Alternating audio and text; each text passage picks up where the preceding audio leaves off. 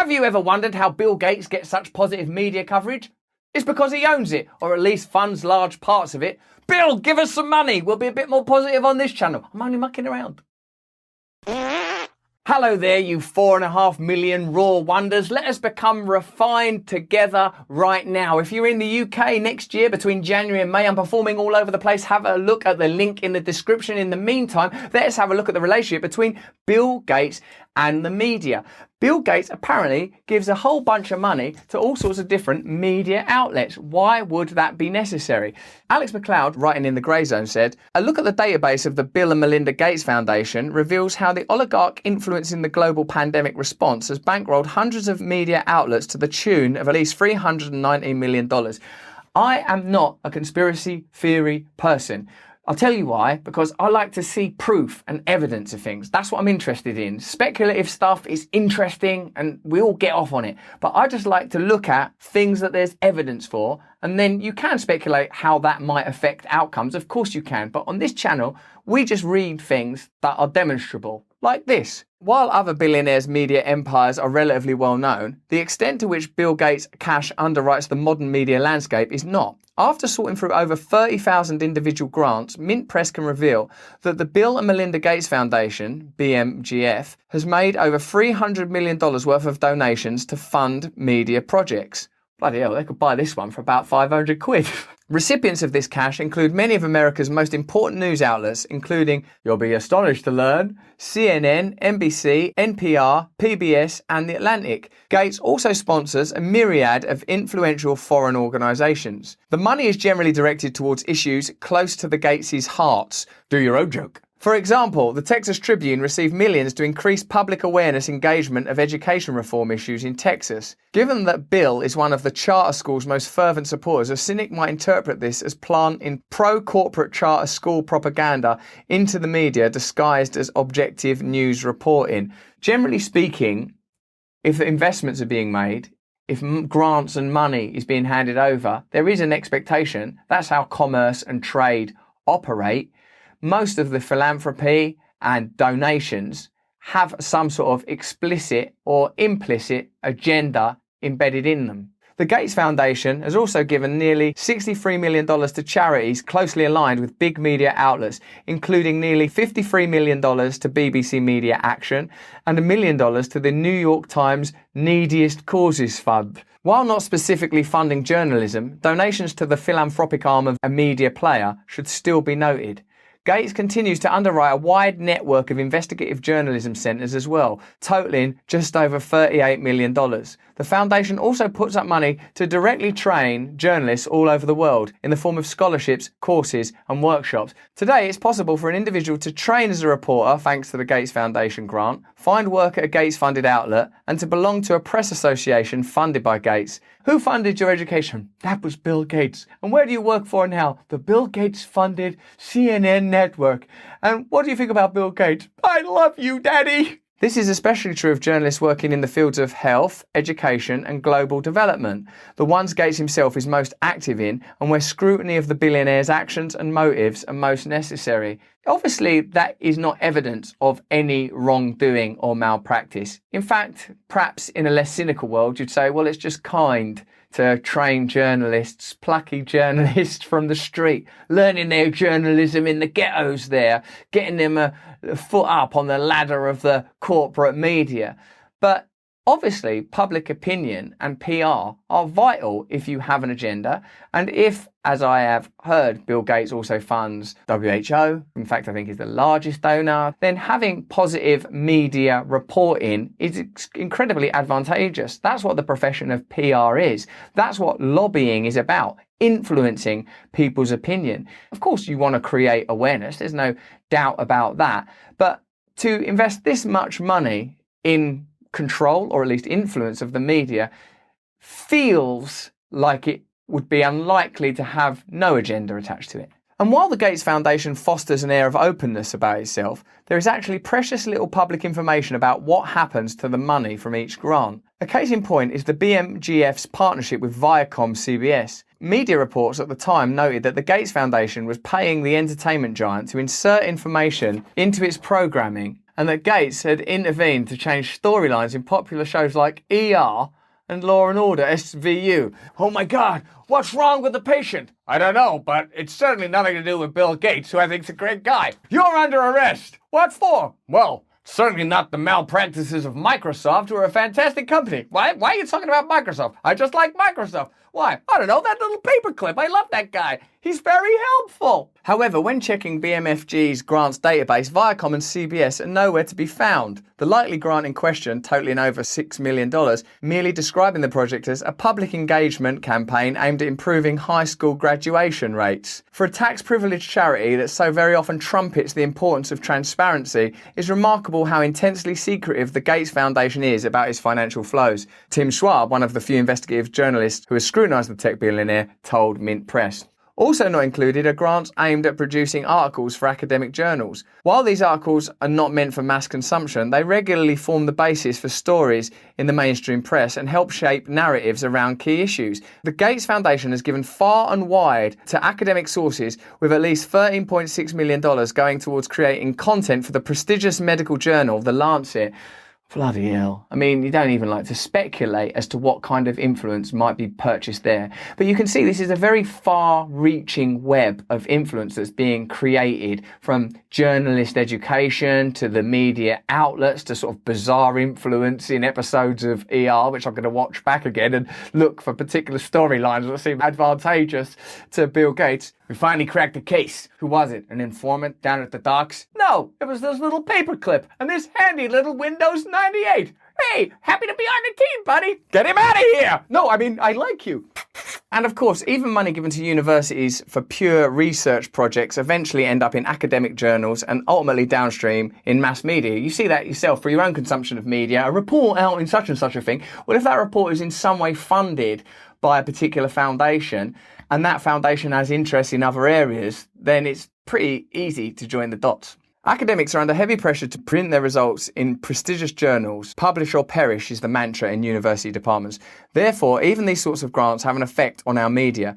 Neither these nor grants funding the printing of books or establishment of websites counted in the total, though they too are forms of media. In comparison to other tech billionaires, Gates has kept his profile as a media controller relatively low. Despite flying more under the radar, Gates and his companies have amassed considerable influence in media. We already rely on Microsoft-owned products for communication, e.g. Skype, Hotmail, social media, LinkedIn, and entertainment, Microsoft Xbox. Furthermore, the hardware and software we use to communicate often comes courtesy of Gates. Not only that, Microsoft owns stakes in media giants such as Comcast and AT&T, and the MS in MSNBC stands for Microsoft.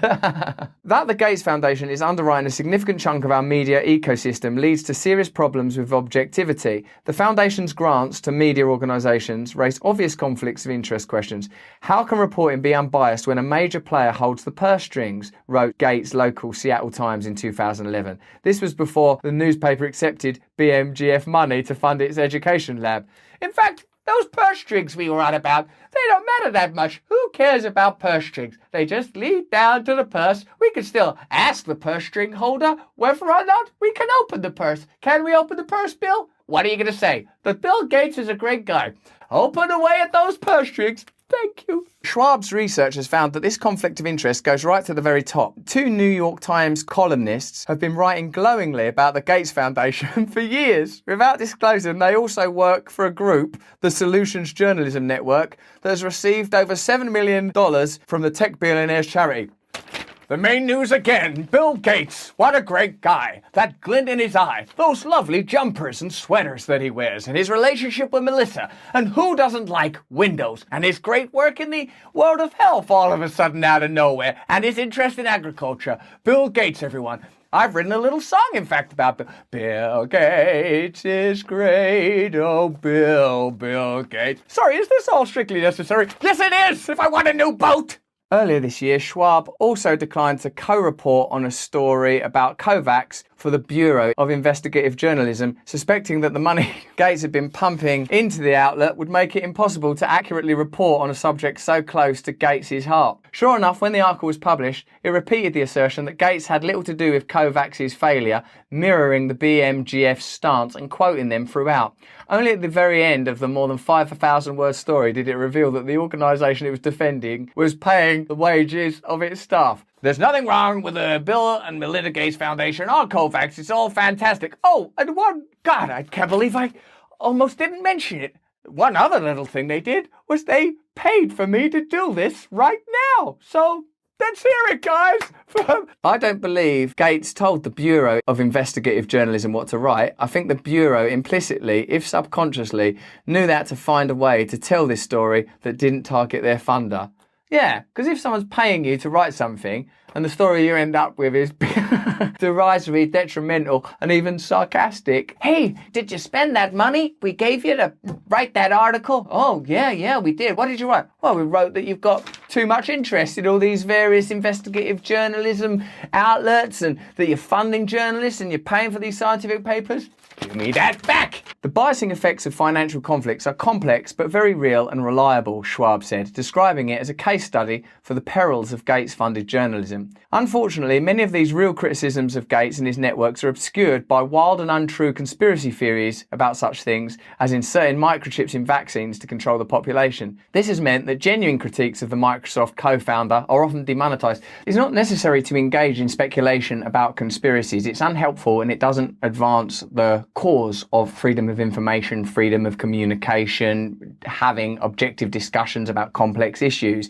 And when you have the information of someone like Tim Schwab, who's investigated and demonstrated not financial impropriety, it's clearly not that, it's not illegal, but the assertion of influence that likely comes along with such significant investment, you can see already that that is reasonable and legitimate. And as is written by this writer, if you engage in the stuff that's speculative and potentially unfounded and untrue, then you don't get taken seriously about the stuff that should be taken seriously. This should be taken seriously. Or if you listen to what Vandana Shiva talks about with Indian agriculture and its relationship with Microsoft and with Bill Gates, that stuff is empirically proven. It's demonstrable. Like Edward Snowden said on Under the Skin, our podcast, the worst conspiracies are happening in plain sight. The fact that you can see these things clearly unfolding, the stories we tell you every day, already being reported by legit investigative journalists, there's enough there to seriously query the nature of the systems under which we live. This has meant that genuine critiques of the Microsoft co-founder are often demonetized and algorithmically suppressed, but we've not said any of those things. We've been very, very careful about what we've said, and we're certainly not allying ourselves to any conspiracy theory or any unempirical, non-evidenced research stuff. YouTube, just for clarity, meaning that outlets are strongly dissuaded from covering the topic. The paucity of scrutiny of the world's fourth richest individual, in turn, feeds into outlandish suspicions. Gates certainly deserves it. Quite apart from his attempts to radically change African society and his investment in controversial chemical giant Monsanto, he is perhaps the key driver behind the American charter school movement, an attempt to essentially privatize the US education system. Charter schools are deeply unpopular with teachers' unions, which see the movement as an attempt to lessen their autonomy and reduce public oversight into how and what children are taught. Wow, controlling the children's minds now. Amazing. In most coverage, Gates donations are broadly presented as altruistic gestures. Yet many have pointed to the inherent flaws with this model, noting that allowing billionaires to decide what they do with their money allows them to set the public agenda, giving them enormous power over society. Philanthropy can and is being used deliberately to divert attention away from different forms of economic exploitation that underpin global inequality today, said Lindsay McGoey, Professor of Sociology at the University of Essex, where I'm from. None of this means that the organisation receiving Gates money, media or otherwise, are irredeemably corrupt, nor that the Gates Foundation does not do any good work in the world. We read that. But it does introduce a glaring conflict of interest whereby the very institutions we rely on to hold accountable one of the richest and most powerful men in the planet's history are quietly being funded by him. This conflict of interest is one that the corporate media have largely tried to ignore, while the supposedly altruistic philanthropist Gates just keeps getting richer and laughing all the way to the bank. He might not actually laugh on the way to the bank, and he probably actually doesn't bother going himself. He'll probably have his own bank in his house with people working in it whose education he paid for. Is it right that Bill Gates has that amount of influence, that amount of control? Is that something you want? Do you think it benefits you and the planet at large to have that much influence exerted by one individual through one foundation? I don't know. You let me know what you think in the comments below. Give it a thumbs up, subscribe to my channel, pass it around, share it around with other people. Click that notification bell on so I can ding you right in the mind every time a thought comes into my head. And if you enjoyed this video, why don't you look at this cheeky, saucy little thing and subscribe also to my Awakening side channel, where I talk much more about spirituality, personal awakening and coping with the reality we find ourselves in now. Please subscribe too to my mailing list so I can communicate directly with you and tell you about stuff like my live tour in the UK from January to May next year. Please stay free.